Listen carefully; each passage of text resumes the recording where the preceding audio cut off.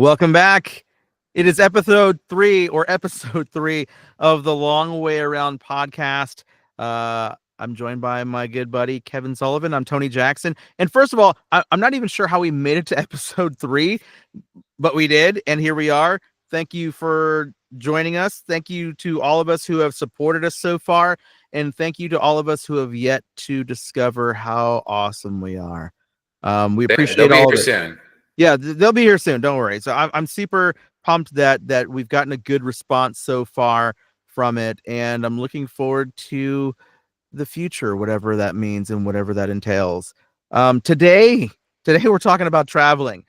So if you watched episode 2, you'll know that I was in Utah.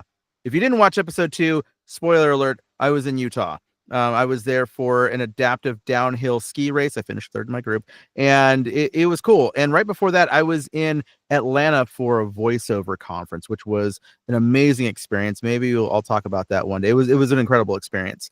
And so Kevin and I were off camera one day talking, and I told him that I travel quite a bit.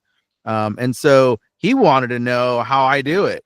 And if he wants to know how I do it, you probably want to know how I do it too, right? It sounds like a great episode idea. And so we're talking about it. We're talking about it today. We're going to talk about how we travel. So yeah, I do. I travel a lot. What's this? April now? April 2025. For those who might watch this 20 years from now, it's April 2025. I went somewhere in January. I went 2 places in March. I mean, I guess I traveled out of town in February as well. I only went to Flagstaff, Arizona, 2.5 hours north of here. So yeah, I mean, I travel quite a bit. I'm actually going to LA next Saturday, and I just figured this out this morning, and I'll get to that in a moment. Yeah, you're all over. I am all over. And then in the summer of 2025, in June, I'm going to Denver. I'm going to Fort Wayne, Indiana. I'm going to Paris, France. I'm going to Norfolk, Virginia. We'll get to that more in a moment. I am going to probably Minneapolis. And then I'm going back to Minnesota a couple weeks later. And then after that, I'm heading to Dallas. Wow. Man, you do travel a lot. I thought I traveled a good amount, but that's a lot. When do you go to Denver? I'm going to Denver at the middle of June. I'll be there like a month and a half later. Oh man, my sister is getting her master's degree from the University of Denver, which I found out is a private school, very fancy private school. She's getting her master's degree. Congratulations, good job, love you. And so I'm going there just for a day, 2 days, whatever, to go see her walk and do her thing, and then I fly back home. I'm going to LA next weekend, and I'll get to how we do all this in a few minutes. But I'm going to LA next Saturday because a friend of mine told me about this opportunity where this organization is looking for play-by-play announcers for the FIFA Club World Cup 2025 and the FIFA World Cup 2026. There, as far as I understand, in-stadium game announcers for people who are blind and visually impaired. That's awesome. Yeah, and so I've been an adaptive sports broadcaster for like the last 15 years or so, to 13, something like that. Anyway, whatever. I've done it for a long time. And I also did some audio description training about 2 years ago. So I mean, I was like, this is kind of up my lane. So let me check it out. And so I got an email this morning, hot off the presses this morning. They said, "Hey, welcome to our training. We hope you can make it to LA." And I was like, well, I guess I'm flying to LA next Saturday for a day. So yeah, that segues right into this whole thing now. How the hell do I do that? How do you do it on such short notice? Credit cards. Well, no, I get that, but how do you find someone? Because I assume someone has to go with you, right? I don't even know yet. I don't even know yet. So let me do it like this. Typically, yes, somebody will go with me, especially if I'm gone for more than one day.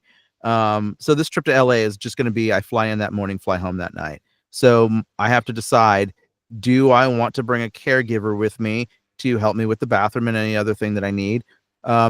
Do I see if I can find a friend who knows somebody in LA who's willing to meet me locally and help me, or do I just hang on for dear life?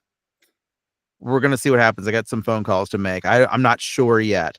We're gonna figure it out though, because that's just how we roll. You just figure it out, right? Sometimes, Basically. yeah, sometimes you don't have the answer, so you just got to figure it out along the way and keep it together with super glue, duct tape, and like, paper clips. So You gotta build the plane. You gotta build the plane as you fly it or as you land it, whatever that phrase is. yes, I you're know building it's the yes, you are building the plane as you fly it for sure. yeah. So typically, yeah. So I'll usually take a caregiver with me when I go, especially for longer trips, right? So, like, say for example, I was in Utah, right? Recently, I had a Mhm. caregiver come with me, somebody that I know and somebody that I've flown with before, and so this person actually doesn't live where I live, so I flew them in from where they live to meet me in Salt Lake City, and then we got a ride to where we were going from there. Um, Man, having a caregiver that you trust is the most important aspect of it. I mean, outside of accessible rooms and all that other stuff, having somebody to travel with you who you absolutely trust is paramount, because I travel a lot and I've traveled with some people who are not good travelers. Yep. Y- y- Same. So when you are a traveler, whether you have a disability or not, you have to be so flexible. You have to be able to take things as they come and be okay with figuring out a solution, because sometimes things go sideways. They really do. And if the person you're with is incapable of doing that, you now have to not only manage your own emotions, but you have to manage theirs as well. And you have to depend on them to help you. So it is paramount for anybody watching this podcast, listening to this podcast. If you decide to travel somewhere, the person you're traveling with has to absolutely be flexible in how they carry themselves, because it just makes the situation so much easier. And when you're a wheelchair user, it's fun because then you're kind of freewheeling, and when you're visiting a new place, you can just go do whatever. Hey, you want to go do this? Yeah, let's go do that. Oh, this looks cool. Let's go do this. Right? You want that experience too, and that's the good side of having somebody flexible. Right? That's the Yeah. great side of having somebody flexible. Or say, for example, if you're in a room that's not wheelchair accessible and you just got to figure it out. I've been in plenty of places that are not exactly wheelchair accessible, and you just got to figure it out. And if you have somebody who has that ability to be flexible and just help figure it out with you, it makes traveling so much easier. And so that's a huge thing. Um, wow, there's so much I could talk about this for hours. I will. I feel like I finding won't. someone who is attentive to and is capable of following instructions as well. Yes. That's really key. Because you're right. Like so much can go wrong. So many things can happen. That you really do have to be so nimble, and it's also just following the processes that are in place, even if they're not the greatest, like going through TSA Hmm. and getting mobility equipment checked, all that stuff. But making sure that the person you're with realizes that you have to do these things in the specific order in order to cut down on any potential issues as well. Yeah, and they have to be like a level-headed, like calm-natured person, because Yeah. like TSA, sometimes those people are not messing around. They're like, get your stuff out, get your shit through, and go. Right, Yeah. and so you need somebody who's done it, who knows, and can get it done and on. Um, it's so important. I cannot stress it enough. Um, So there's that aspect of it. Then there's the aspect of accommodations, right? I've been in plenty of rooms that are not wheelchair accessible. Um, it has been my experience that if you travel with somebody who can lift you, if you're unable to walk or transfer yourself, if you can go with somebody who can physically pick you up, it makes things so much easier. I use a Hoyer lift at home, right? And I use a Hoyer lift when I travel sometimes. I have a Hoyer lift that actually folds into a case, and you can take it with you. It's awesome. I love it. Mhm. And if they're willing to pay the Long Way Around podcast, I'm more than happy to mention who it is.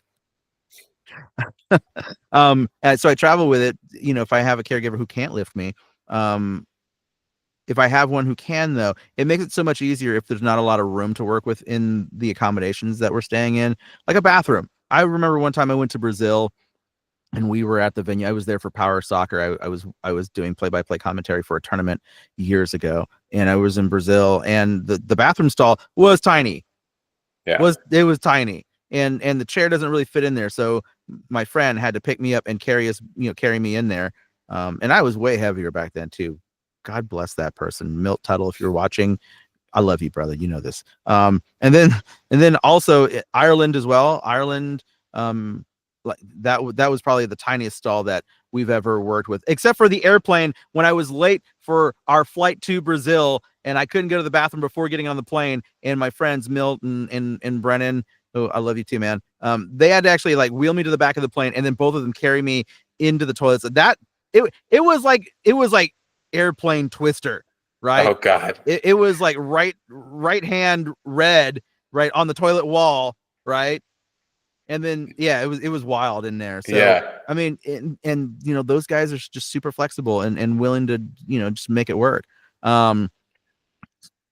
So you have to be when you're looking for accommodations, obviously you want to request an ADA room. My experience has been most times ADA room for a hotel typically means grab bars in the bathroom. And that's really about it, right? That's really about it. More modern hotels, newer hotels have better accessibility. There's grab bars. The toilet seats are higher. Some of them even have roll-in showers. Bless all of you who do.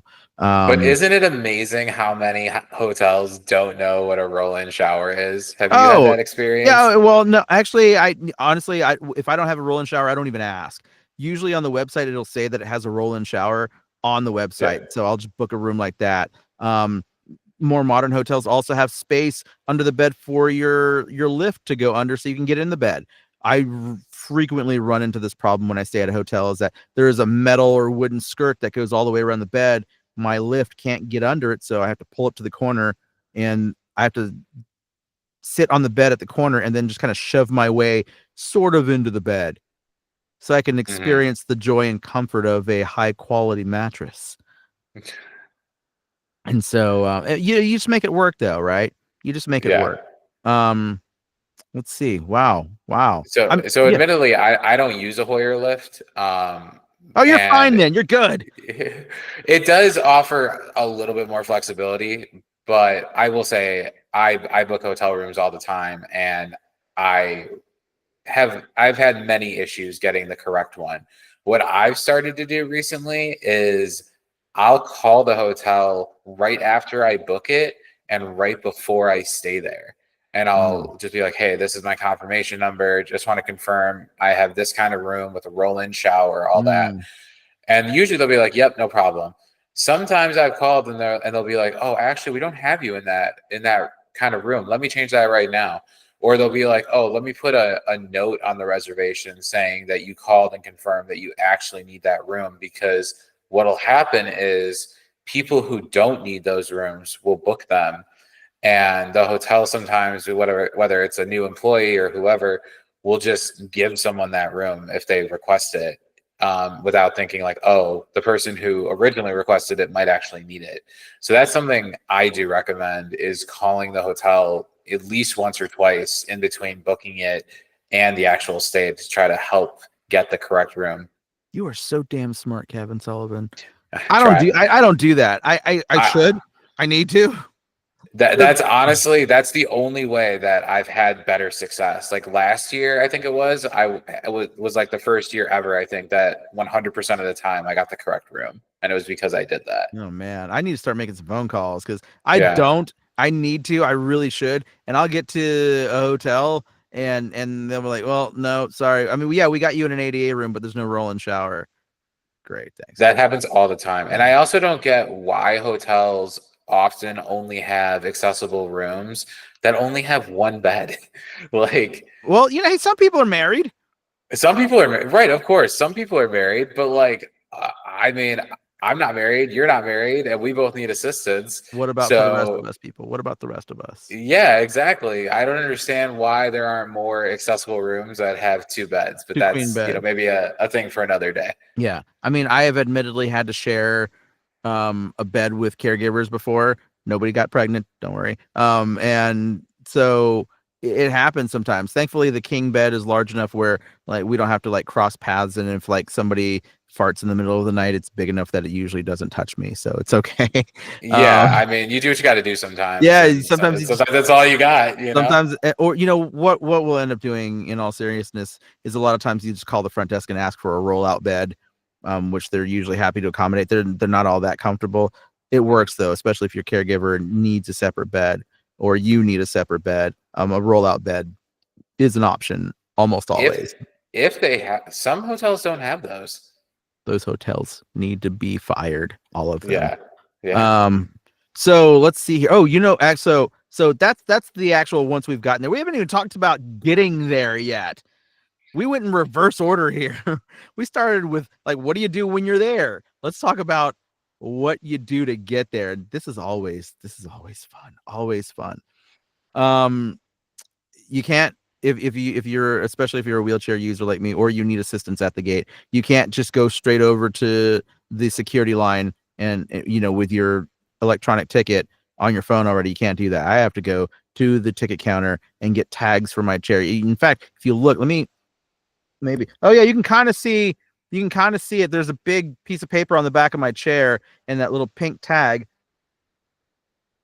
because Delta Airlines has a permanent wheelchair tag that they give people, and that piece of paper has instructions specific for my chair, which is a really nice thing.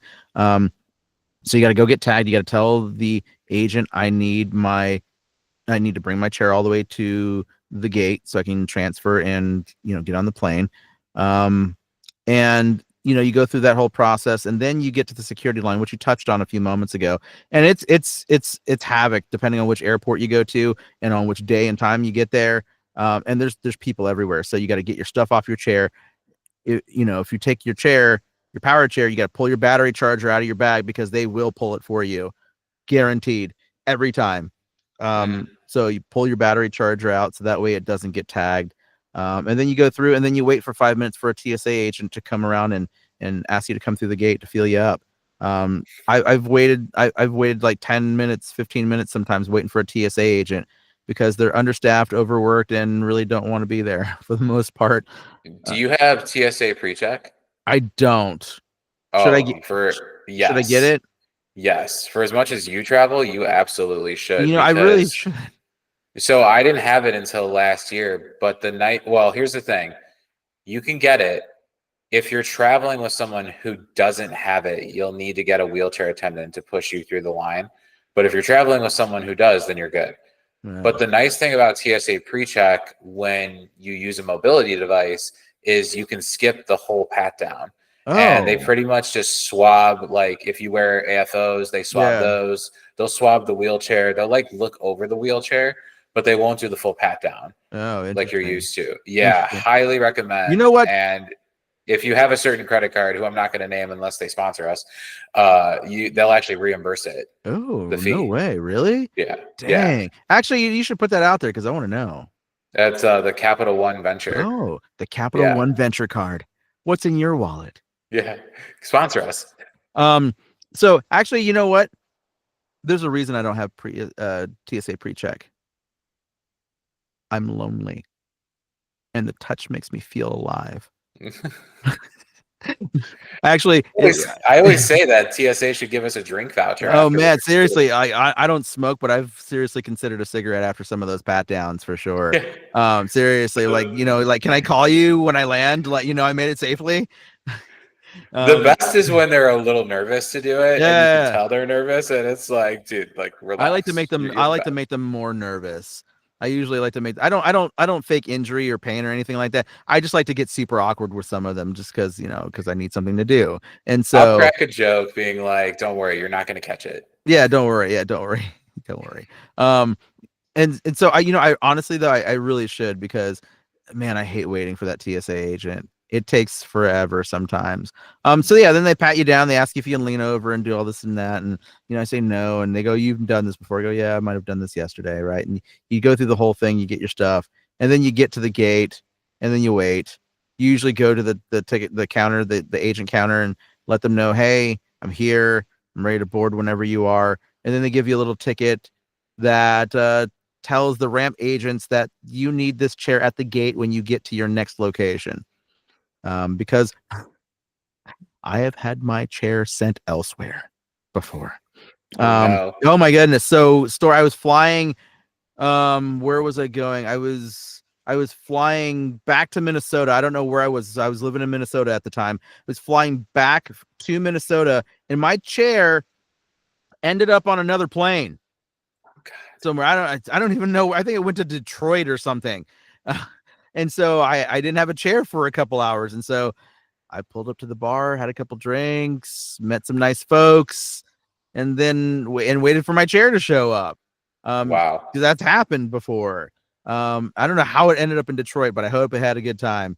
So yeah, I've had that happen. So going back, you get your ticket, your gate check tag, and then the fun part comes in. Transferring onto the airplane. Kevin, how do you transfer onto the airplane? So I transfer onto the airplane. I do generally the same process. I don't bring my power wheelchair onto planes, and there's a reason for that, which I'll get into later. So I always bring a manual wheelchair. I go through pre-check, do the security, all that. They do like the light pat down, I guess. And then when I get to the gate is when I'll get my tag for the wheelchair. They'll put a tag on it, do all that. They'll let me board first, and then I'll just have my caregiver stand me up from the wheelchair. We just leave the wheelchair at the end of the jetway, and then they'll take it, put it underneath, and then I just walk onto the plane. God, I hate you so much. I hate you. I know. I'm not saying that to gloat. I swear. That's just how I do it. So it does make it a little bit easier. I have used the aisle chair once, and that thing is like a medieval torture device. That's all I have to say about that. I hate you so much. Sorry. I can't walk. Yeah, I do. It's okay though. So I use the aisle chair, right? I use the aisle chair, and a long time ago, first of all, I used to be heavier. So I weigh maybe 105, 110 pounds at the most now. I used to weigh upwards of 160 pounds, right? And 160 pounds of dead weight is heavy, right? Heavy. And so back in the day, people used to have to grab me and pick me up, and it can cause injury for people, like not only me, but the people who are helping me transfer. And that was always my least favorite part of traveling, was the transfer and then sitting on the plane. Because it's awkward when you got to reach over the wheelchair and then like grab me and then lift me and put me down. It's awful. I will say a couple of years ago, I went to the Abilities Expo in Phoenix. And if you've never been to the Abilities Expo, if one comes to your city, you should go. It's awesome. I met somebody, her name's Robin. She runs adapts.org. ADAPTS.org. Adapts.org. And she sells the Adapts sling. And it is a game changer for me. It's basically like a sling, right? With handles all over it. So you sit in it, and then people can safely transfer you. So whenever I fly now, I always have it. I put it in my seat, so I'm sitting right on top of it. And now when I travel, I have two agents lift me. That hasn't changed, but there's handles at the top and bottom of the sling, and they can pick me up and put me on the aisle chair much more safely. They don't even have to touch me. And it's great. It's great. Now there's a technique to it though. You have to do it right, because if you don't, you can run the risk of falling out of it. And so it's not that the sling itself is unsafe. It's really more the technique in which you have to do it. Most people have a tendency to want to lift the back of the sling higher than the front of the sling to keep you upright, when in reality you have to have the person almost laying in the sling, so that way you don't tip them over, right? Yeah, that makes a ton of sense. Yeah, and so the way I do it though is, here's one thing. If you ever decide you want to travel alone and you have a disability, whether it's arthrogryposis or not, I tell this to everybody who travels, you have to take command of that situation when you're at the bottom of the jetway. All right, because I'm usually on the plane first, and so it's just me and the agents and whoever's helping me transfer. You have to go down there and own that situation and take command, because if you don't, people will try to do things, and it ends up uncoordinated sometimes, and things can happen. So I can be an asshole down there sometimes, because you have to be. and you take command, and you usually do this. I usually tell people, okay, you're going to lift in the front, you're going to lift in the back. You in the front lift higher than the person in the back, so that way I don't fall out of this thing. And then I'm going to count. That way it ensures that everybody lifts at the same time, right? I count to 3. And then when I count, people lift. It's usually pretty good. I've had people try to do it their way because that's the way they were trained. I hate that. I don't care how much. I had a guy not too long ago say, I've been doing this for 20 years. Dude, I don't give a flying how long you've been doing this. You haven't been doing it with me for 20 years. Right. So listen to what I have to say, please. Right. So airlines, if you're listening or you're watching, bring us in to train your people. All right. Because no one person is the same.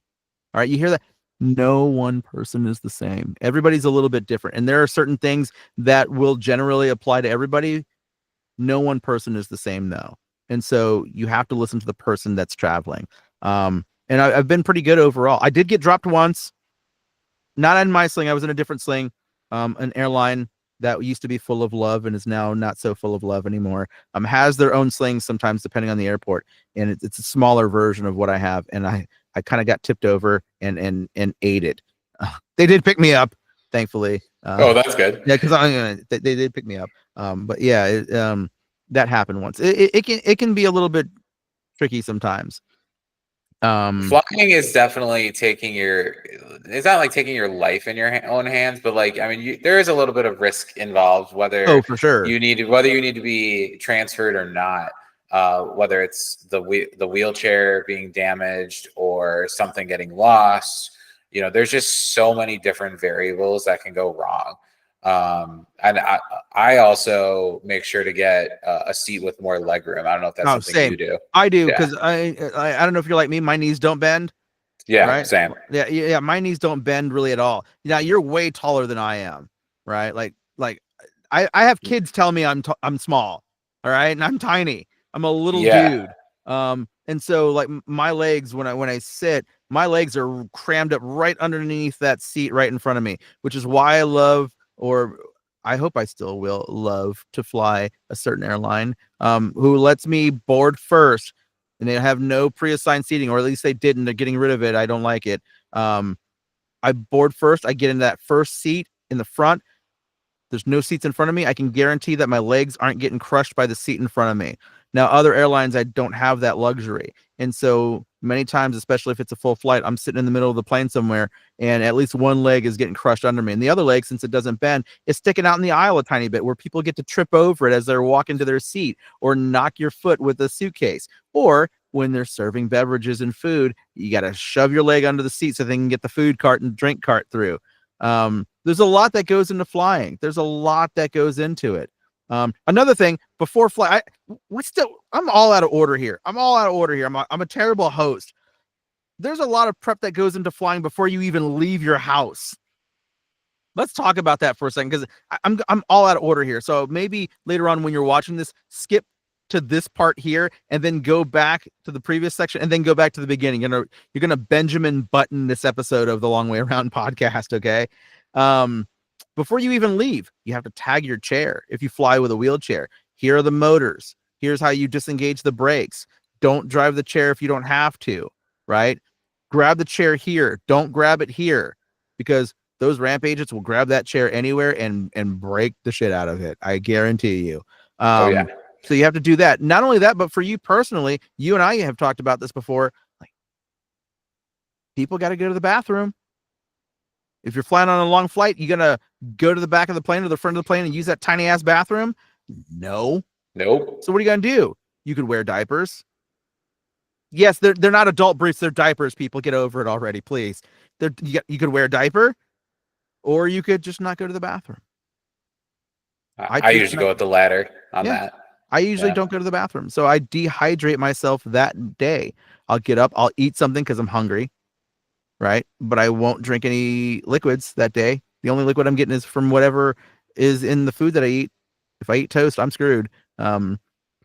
So there's that. And there's a reason for it, because especially if you're on a long flight and you got to go to the bathroom in the middle of that flight, you're screwed. You were screwed, man. And I'll tell you now. So in 2019, I went to Finland. to work at the European Power Chair Football Championships. And that required me to fly from, where was I living? Oh, I was living in New Hampshire at the time. So I flew to from Boston to Minneapolis. Let me tell you about this trip. Let me tell you. Wait, no, I was living here. I was back here in Arizona. Oh my God. Let me tell you about this trip. It has to do with the bathroom. I'll get to it. I promise. I promise. So this trip made me feel like a god. All right.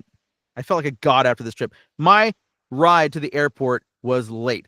40 minutes late. I get to the airport, okay? And the driver had the audacity to say, we'll refund your fare from your home to your airport. I was like, son of a mother, you're gonna refund me my flight if I miss my flight. And sure enough, I missed my flight. So I had to go find another airline, book another flight, and they did reimburse my flight, by the way. I think they do this all the time because there's not even a question asked. So they did reimburse my flight. Found another flight, got to Minneapolis, missed my connecting flight to Amsterdam. Now my friends were already on the plane heading off to Amsterdam. I got to the ticket counter. I was like, I'm supposed to be on that flight that's taking off in 10 minutes, 5 minutes. They were already pulled away from the gate. They called the plane and turned the plane back around. They turned it back around because I was flying to Amsterdam and I needed somebody to come with me. I felt like a god. That's awesome. That plane already had pulled out of the gate, and they requested come back to the gate. My friend, my brother in arms, Milt, I love you. You know I love you, brother. He got off the plane, and then the plane took off to Amsterdam with the other two folks that were in our traveling party. Milt got off the plane, helped me to the bathroom in Minneapolis, and then we got on the plane to Amsterdam together from there. I felt like a god that day. Right? That's impressive. To get a plane to come back for you. I commanded a plane to turn back around and return to the gate.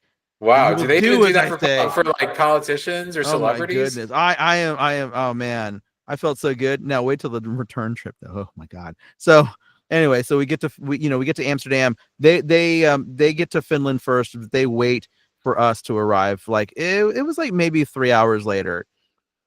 So it wasn't too much of a wait. And then we all get to Finland to get to the destination together. We have a great time. Finland was awesome. If you ever get a chance to go to Finland, it's a cool place. Go check it out. On the way back, we all split in Amsterdam. So the three guys who live in Minnesota go back to Minnesota. I, on the other hand, have to take another more circuitous route back home to Phoenix. So I fly into LaGuardia. Oh, God, I hate LaGuardia. Look, people of New York, you're lovely people, and I know you're working on the airport. LaGuardia is one of the worst airports I've ever flown in or out of. I hope it's better now. Though. I hope it's better now. I love you, New York. I love you, New York. I love you, New York City. I love you, New York State. I love you all. LaGuardia is definitely one of the worst airports I've ever flown out of. I've heard they've made a lot of improvements. I hope it's better now. So after leaving Amsterdam, I was in. So that's like a 7 or 8 hour flight from Amsterdam. I had to go to the bathroom in Amsterdam, right? Then there was a delay for some reason. Something. Oh wait, no. Did I? Oh, you know what? Maybe there was a delay. I feel like I flew to Minneapolis first and then LaGuardia. That's what it was. Yes. I flew to Minneapolis with them. I take that back. I flew to Minneapolis with them, and then to LaGuardia, and then to Phoenix. I believe that's what it was. Let's take the Minneapolis part out. Let's just take it out though, because I don't remember if that's true. I do remember going into LaGuardia, and I had to get off the plane and then take a bus to another terminal because there's no like tram or anything that takes you between terminals. And I come back from international flight. That's what it was. Yeah, forget Minneapolis. That was a different trip. All these run together after a while. And then I had to wait because I had a layover and then fly home to Phoenix. It was 17 hours before I went to the bathroom. Jeez. 17 hours. Oh. Brutal. It was brutal. It's tough, right? And so like you just have to plan. And like I used to drink a lot in my 20s and 30s because that's what you do when you're in college, and then you can't give it up because now you're a semi functioning alcoholic in your 30s. So I don't drink anymore. I quit drinking a couple of years ago, but in your 20s and 30s, oh man, I was a mess. And so my bladder is if you looked at it, it probably looks like a leather saddlebag at this point. And so like even I can hold it for a long time. I was hurting by the end of that trip though. Right. Yeah. Like I had to go to the bathroom. It looked like grade D maple syrup at that point. Not to get too graphic, but I just got too graphic. I hadn't had any fluids in forever because I couldn't. And so that's one of the things that like people like me and you have to deal with when you fly, right? It's tough. It's tough. Yeah, probably the worst part of flying is having to do that preparation for it. I also am very careful about what I eat before a flight. Mainly dairy because I have a lactose intolerance. I do take lactate pills for it and like I eat dairy still, but I definitely don't eat dairy before a flight. I do not want to risk that at all. Same. Usually what I'll do is I'll avoid eggs that morning. I love eggs. Yeah. I love eggs. Sometimes eggs don't love me though. And if eggs decide not to love me at 33,000 feet, Houston, we have a problem. Yeah, I usually stick to like a granola bar or two, and I'll get something like small in the airport. I'd say. Yeah, I usually get something non-offensive like a bagel. Exactly. Right? A bagel is non-offensive, or like granola, right? Maybe some oatmeal, something very non-offensive. Usually treats me okay. Yes, exactly. Because you have to think about these things, especially if you're flying alone, which I've done.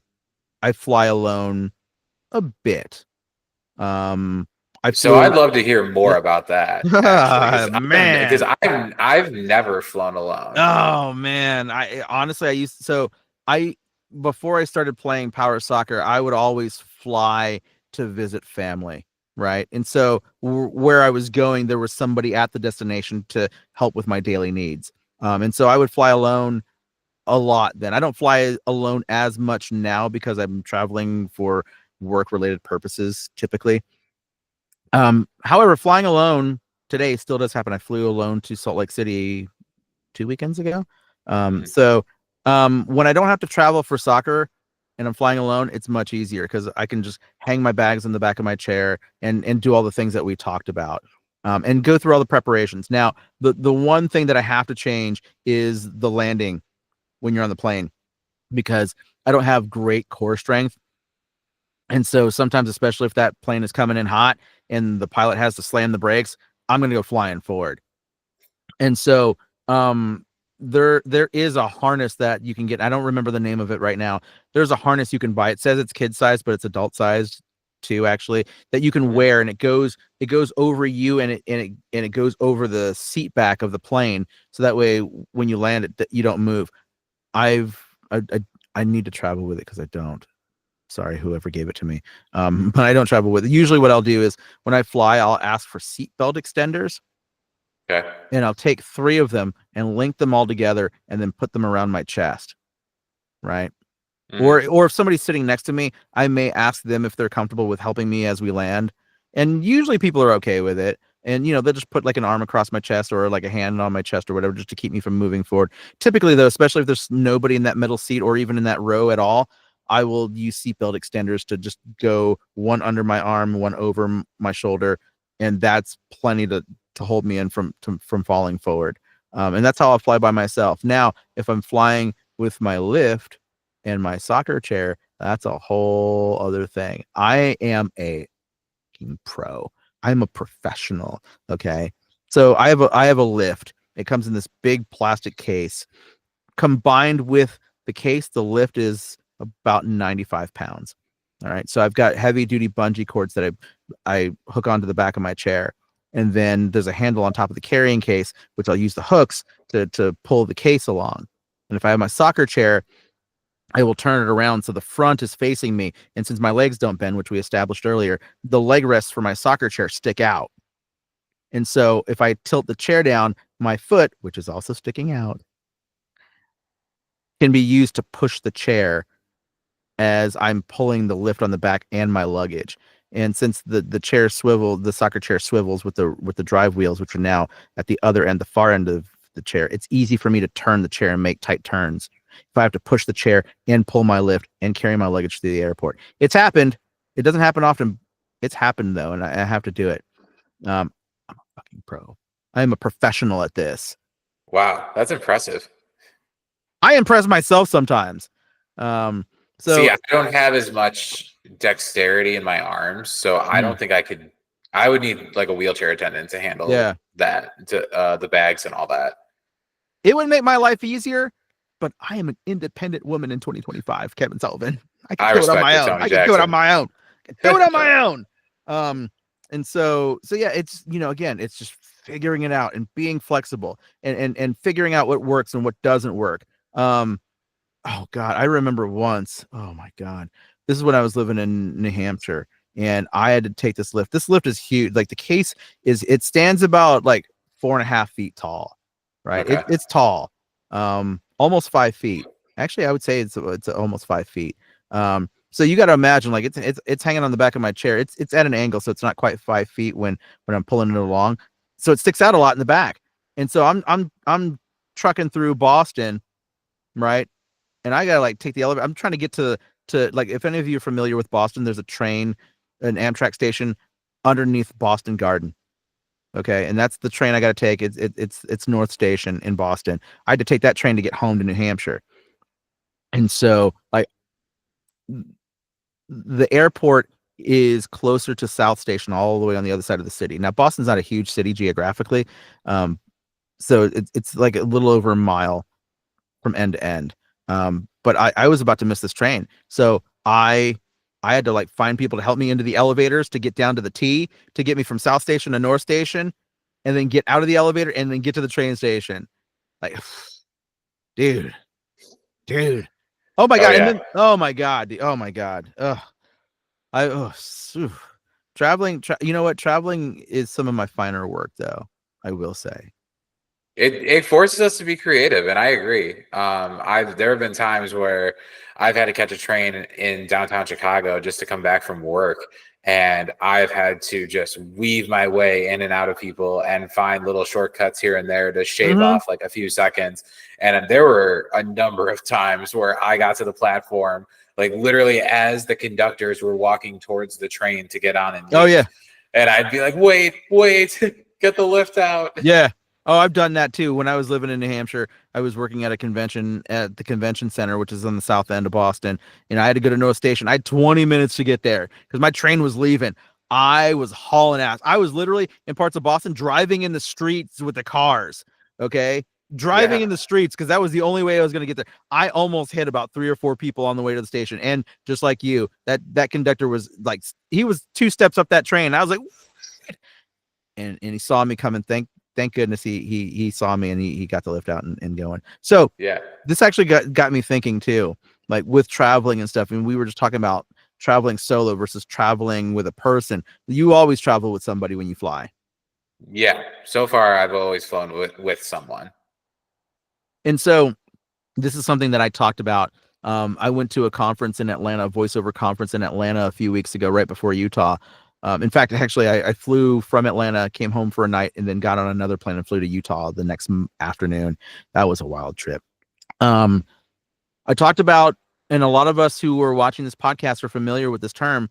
I talked about the disability tax, which if you're not familiar with the disability tax, it's the extra money that we have to pay to not only thrive, but just survive in many ways, right? So talking about the thriving aspect of it, traveling. All right. If I want to travel and I need to travel with somebody, the people who are waiting for me aren't paying for that airfare. Right. If I'm going for business, sometimes they don't have enough money. They can only fly me. Right. So like when I went to this voiceover conference, when I went to Utah, I had to pay for not only my plane ticket, but my caregiver's plane ticket. So my airfare is double. Not only that, when we're at a location, I got to pay for my caregiver's food, right? Because they're working for me. So as a good employer, you pay for their expenses, right? You pay for their travel expenses, you pay for their food expenses, right? And then sometimes if the hourly wage isn't enough, you throw them a little bit on top of that to make sure they're getting paid properly. It's expensive to fly when you have a disability. Yeah. right? And you need a caregiver. It's expensive. Yeah, absolutely. It really is. I try to use credit card points where I can to help mitigate the costs, even for like the hotels, for the airfare. Um, Obviously, if you're able to somehow make it into like a business trip and get it paid for that way, that certainly helps mitigate it. But yeah, the disability tax is a real thing, and it can add up very quickly if you're not careful about like where you're booking things and checking that you're getting, decent prices for hotel and and airfare and all of that. Yeah, it's crazy. So October 2023, October 2023, I am part of the Power Soccer World Cup broadcasting team. I had to buy 2 tickets to get there. Do you know how much one round trip ticket from Phoenix to Sydney was? Oh God, I don't even want Take to a guess. know. No, you do want to know. Take a guess. Oh God. Take a guess. How much was it? One Phoenix to Sydney round trip.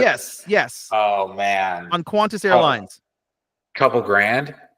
Yes, I need a number. A couple grand could be Okay, anywhere. fine. $2,200. Okay, not quite. Okay. It was $1,200 each, so $2,400 total for 2 round trip tickets. Oh, okay. Right. I mean, it's a lot of money still. I mean, it was also sort of it wasn't off season. It was spring down there. It's gorgeous. But I had to pay $1,200 for my caregiver's ticket, and then on top of that, I paid them $1,300 to help me while I was there. So, because $100 a day I paid them. Yeah. Right. So, and I will say some people are really, really understanding about it, really cool about it. Because they know like they're getting an all expenses paid trip to somewhere. Right. Exactly. So are you okay if I pay you $100 a day? Yes, of course. No problem. So I save myself a little bit of money that way. Cause they get food paid for, they get hotel airfare paid for. Right. So They still come out ahead at the end of the day. Oh, you're coming out like a god, right? At the end of the day. Right? Being a caregiver for traveling is really a great gig if you can find one. Because I mean, you get a free trip plus you get paid on top of that. So like, no matter what, like you're coming out ahead and you get a free trip out of it, which is pretty sweet. Yes, not to be fair, caregiving is a physically taxing job. It is, of course, it is. But there are some perks to it. Oh, there are definitely some like perks any job. Yes, especially if you are caring for somebody who travels a lot, right? And so you get to fly to places you may have never gone before. I'm taking my dad to Paris this summer. He's never been to Paris. Oh, so nice. That'll be fun. Yeah. And I will say this is also, you kind of mentioned it earlier, but this is why I personally also look for caregivers who live in other cities. And people will ask me from time to time, like, oh, like, why would you ask so-and-so? They don't live near Chicago. I'll be like, well, if I'm ever out there and I can travel there by myself, then they can just meet me there. And that is a great way to save some of the costs, especially if you don't have to pay for 2 airfares. Yeah, that's a huge thing too. And it all comes down to whether or not you trust these people, right? That definitely is a huge part of it too. And so I feel like hiring or just asking people who you can trust matters way more than what they do necessarily. Like the job title, I've noticed that people's job titles don't always equate whether they're willing to help as a caregiver. Yeah, sure, of course. Yeah. Now I did go on a trip once years ago. I went to South Dakota. I flew into Sioux Falls, South Dakota. My friend was getting married, and him and his wife are from South Dakota. They live elsewhere now. And I actually hired a caregiver because like my friends were comfortable with helping me with some things like toileting. They were, I mean, like basic toileting, right? None of these guys were like dads or anything yet. We're all in our 20s, right? Yeah. And, they're cool with helping you pee, but not the other thing. Yeah, the other stuff, right? And I understand that. Like that changes a little bit, I think, when you have kids and you have to do it for your kids.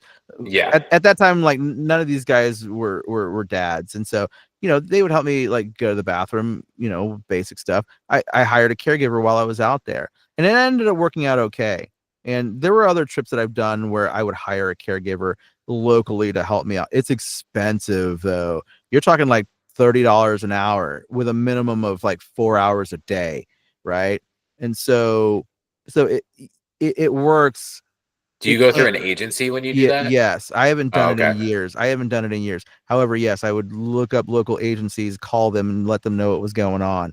Now, the thing with that for me that I worry about, and this is one reason I travel with somebody now, is you don't know if that person's going to show up. A, right? Yeah. For whatever reason, maybe they just didn't want to do it, or maybe they had a family emergency and couldn't show up. B, you don't know what this person's like, because some of these caregiver agencies don't really closely vet their employees at all. They And make so sure that they shouldn't be in prison or something, and that's about it. I don't know. I've had some caregivers Sometimes. that probably need to be thrown in jail. It's Seriously. fair. We'll talk about that another day. Wow, caregiver Yeah. stories. And so you just got to be careful with that, right? The two times that I did it, it thankfully worked out well. Um, I travel with somebody now though. It's more expensive. However, there's a peace of mind that you cannot buy. So whenever I've done that, I try to do it through the grapevine. Like I had a wedding a few years ago in New Hampshire, and it was on Memorial Day weekend, so it was just it was really hard to find a caregiver for that. Mm-hmm. So I messaged the bride and groom, and because the bride was from the area, and I was like, "Hey, I'm having a really hard time with this. Do you happen to know anyone who may live in the area that would be willing to come be my caregiver?" And she sent it out to her family. And luckily, I think it was like a cousin or an aunt of hers knew someone who was an in-home caregiver, and she was available that weekend. She was No, like, "Oh yeah, perfect. sure, no problem." So she just came over. It was the first time I had met her. Luckily, she was great, and it worked out super well. But yeah, obviously there is a risk that she could have shown up, and I would have been like, "Ooh, I don't know about this person." Yeah, exactly. And you were lucky because New Englanders love Memorial Day weekend. It is the Yeah, start of summer, baby, even though it's still yeah. sometimes cold. Man, so you got lucky there. Um man, yeah, it's just I love to travel. I've been to places that I never thought I would actually see in my life, right? Like Mhm. I haven't been to Brazil for Carnival yet. Yes. However, I've been to Brazil more than once now, and it's incredible. Like I've been to Paris, I've been to Ireland, I've been to all these other places, right? Like, So I'm just mm, curious because for the listeners' reference, I have only traveled to Canada outside of the United mhm. States, and I know you are a much more well-versed international traveler than I have. Where would you say was the best place you've been to in terms of accessibility, and where would you say was the worst? No, easily Sydney was the best. Okay. Sydney was awesome. They so keep in mind Sydney hosted the 2000 Olympics and Paralympics, right? So there is a lot of accessibility that was built into the city 25 years ago. The trains themselves aren't wheelchair accessible. However, every station that I traveled to in Sydney has attendants on every platform, and at every station they radio ahead and say we got wheelchair users coming. Right? They're coming. The British are coming. Right? Sorry, bad joke, especially for the Australians. But every station, once the train stops, they grab a ramp and they pull it out, and you get off the train. And then when you're ready to go, there's somebody there to grab a ramp, get you on the train. It's great. Hmm. Least accessible place I've ever been to. Actually, Denmark was really good too. Okay. Denmark, yeah, the place we stayed in Denmark, oh man, ooh, that place was awesome. It was actually an art school for people with disabilities out in this little village, Oh, and that's cool. it was incredible. It was incredible. Like the pool area had like a ceiling track lift in it, so I could get in there and like go shower and stuff. Like all the rooms had toilets with like bidet. It was like fancy, fancy. It was awesome. Mhm. So Denmark was actually really good for accessibility too. The least accessible place I've ever been to, um, probably Rio. Yeah. Yeah, Rio. I mean, Rio is not really accessible, and the accessibility that they do have, unless you're in a hotel, not great, not Yeah. great, not great at all. It's a cool place though. I mean, the people that you meet there are super nice for the most part. And yeah, like Rio's just got a vibe that you can't get anywhere else, and so I love it. Like Rio is awesome. In terms of accessibility though, it's awful. Um, Yeah. and so yeah, and like honestly, even Paris isn't that great because it's such an old city. Now, question: did you go to Rio before the Olympics and Paralympics were held there, or after? Yes, both. both. Okay. So I went to Rio for the first time in 2014, and then I've been back twice since.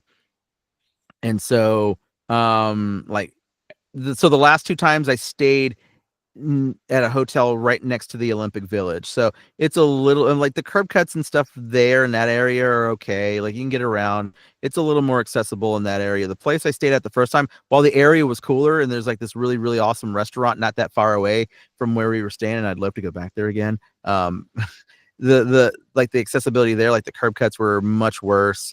The sidewalks were in really bad shape.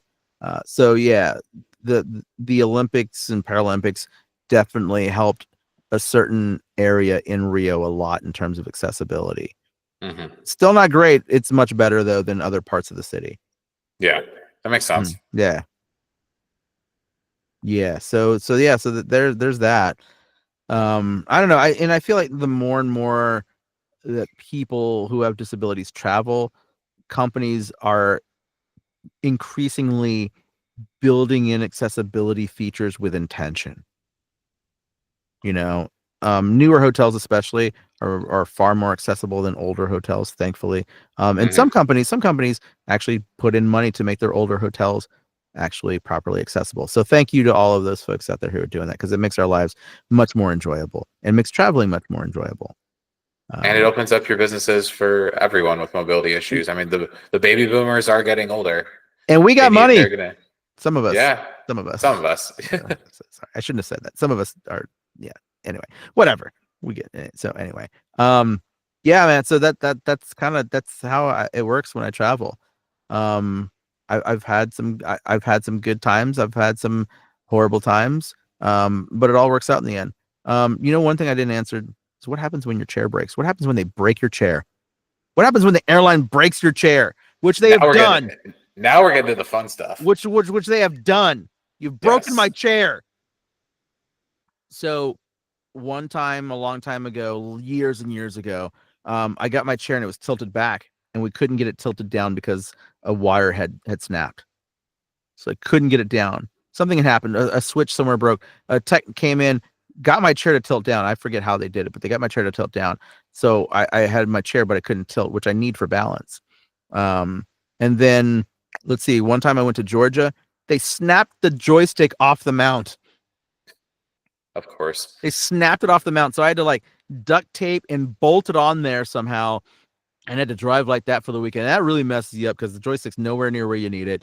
You can't drive very easily. It's awful. Let's see here. I've had like bolts broken off my chair. Now the armrest won't go on because that big giant bolt that it pivots on is no longer there. So I had to zip tie the armrest to my chair. I've lost footrests. Let's see here. I've never had like catastrophic damage to my chair where like the frame has been destroyed. I've never had that, thankfully. I hope I don't, especially with all the stuff I got coming up this summer. It's mostly cosmetic. Sometimes there are some functional things that get broken.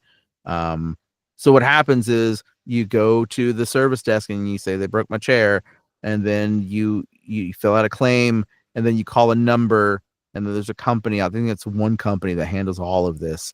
And you go through them and you work it out with your local tech shop to get the chair fixed. And then they bill the airline for the cost of it. I've never had catastrophic damage to my chair, thank goodness. You're lucky. Even though having my joystick snapped off is close, right? Thankfully, there were some nuts and bolts around at the airport and heavy duty duct tape, and we were able to make it work for the weekend I was there. And chairs are built a little bit more robustly these days too, I think, as well. But it still can happen, and it happens to a lot of people. So stop beating up our stuff, airlines. These are our legs. It is wild how much this issue has not changed in the course of 20 years. So I've only brought my power wheelchair on a plane one time. It was the first one I had. And this was about 20 years ago now for my 8th grade class trip to DC, which I didn't realize until recently. Oh, you did that too? No, you did one? Nice. I did one. I didn't. So I guess we're privileged in that regard because apparently that's not something that every school does, and I didn't realize that until like the past few years. But anyway, we went to DC for our 8th grade class trip. I brought the power wheelchair, and I had my caregiver Jenny, who was my caregiver from the time I was 1 until I was 18. She's great, one of the greatest people I know. So we get to DC on the way there, and my chair was like a little damaged, nothing crazy. I think there was like a broken fender or something, but it was still very much usable. Did the whole trip, all that. We get to Dulles Airport to come back, and we were flying United on the way there and American on the way back. So American had called us a few weeks before and was like, hey, we just need the measurements and the weight of Kevin's wheelchair, but everything should be fine. So we give it to them. They're like, okay, yeah, no problem. We get to the airport that day, and they're like, we can't fit his wheelchair on the plane. So we're like, okay, well, how am I going to get home? Luckily, another flight of our students hadn't left yet, and they were on United. So they switched me and my caregiver with 2 of the students on that flight and put us on that one instead. We get back to Chicago, and mind you, I have a terrible cold during all of this. I feel like crap. We get back to Chicago, and we look out the window, and we see them take my wheelchair off the plane. And the headrest, which is what I use to drive my wheelchairs, was literally dangling off the side of the wheelchair, literally hanging on by like the cord that connects it to the wheelchair. And immediately I knew this was not good. Dude. So we get off the plane, and they bring the wheelchair down the jetway, and it is just, it's destroyed. Everything was loose. Things were hanging off. Nothing was really working. So we filed a claim and all that.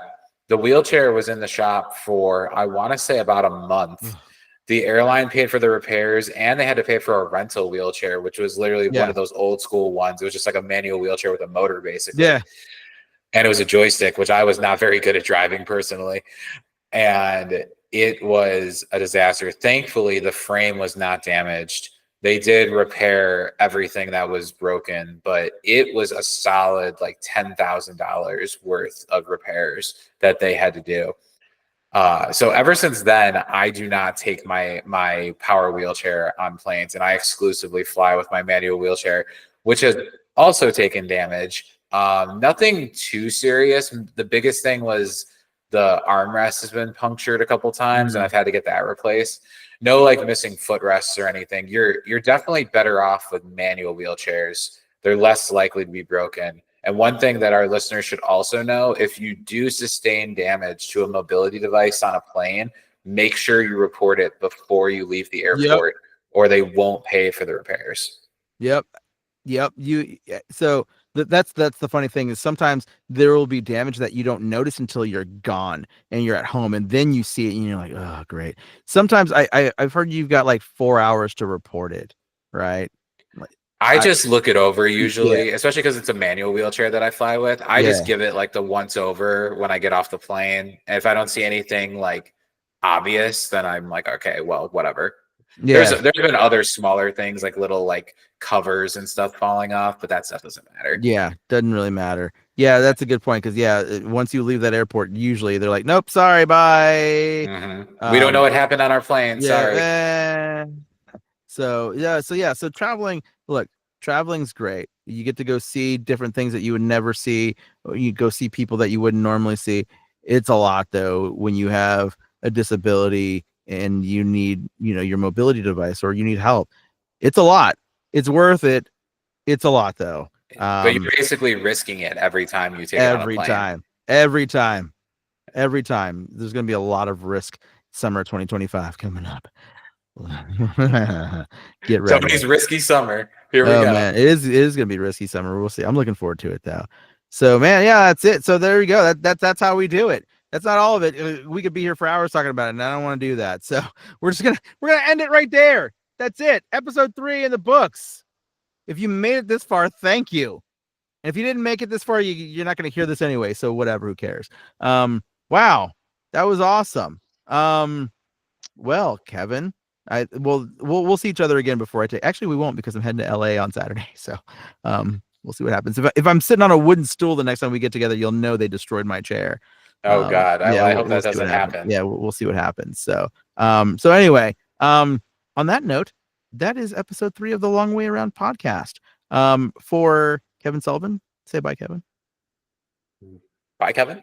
Bye, Kevin. Yeah, bye, Kevin. I'm give Tony a preview of episode 4 though too. Talk about how we started living independently. So that should be a very interesting conversation as well. Yeah. Oh yeah, we got so much to talk about. And if you want to know what we're going to talk about next, you should follow us on social media at the TLWA podcast on Instagram, on Facebook, and on YouTube, because I don't do TikTok, and nobody may be doing TikTok in a few months. We'll see what happens. Anyway, that is the Long Way Around podcast.